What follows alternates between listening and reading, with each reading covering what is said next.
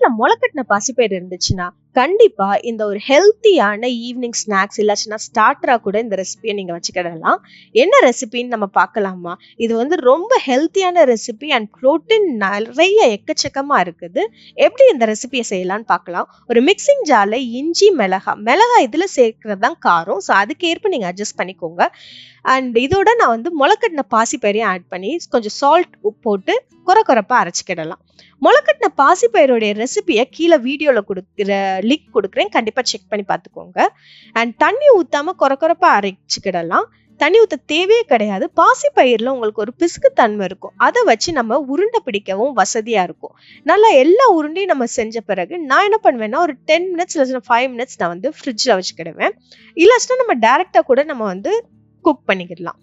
இது எல்லாமே ஒரு 5 மினிட்ஸ் கழிச்சு ஒரு பனியார சட்டியில கொஞ்சம் நெய் ஊற்றி நல்லா இந்த பால்ஸ் எல்லாத்தையும் கோல்டன் ப்ரௌன் ஆகிற வரைக்கும் எல்லா சைடும் நான் குக் பண்ணி எடுத்துட்டிங்கன்னா உங்களுடைய ரெசிபி சூப்பராக ரெடி ஆயிரும். உங்கள் பிள்ளைங்க நான்வெஜ் சாப்பிட மாட்டாங்கன்னு நினச்சிங்கன்னா இது ஒரு ஹெல்த்தியான ப்ரோட்டீன் ரிச்சான ஒரு சப்ஸ்டியூட்டாக இருக்கும். கண்டிப்பாக அதை செஞ்சு பாருங்க. அண்ட் இதில் வந்து ஸ்ப்ரவுட்ஸில் பண்ணியிருக்கிறதுனால உங்களுடைய பிள்ளைங்களுடைய இம்யூனையும் நல்லா வந்து பெனிஃபிஷியலாக இருக்கும். இம்யூனுக்கும் நல்லா பெனிஃபிஷியலாக இருக்கும். கண்டிப்பாக அதை செஞ்சு பார்த்துட்டு மற்ற ஃப்ரெண்ட்ஸோடையும் இதை ஷேர் பண்ணுங்க.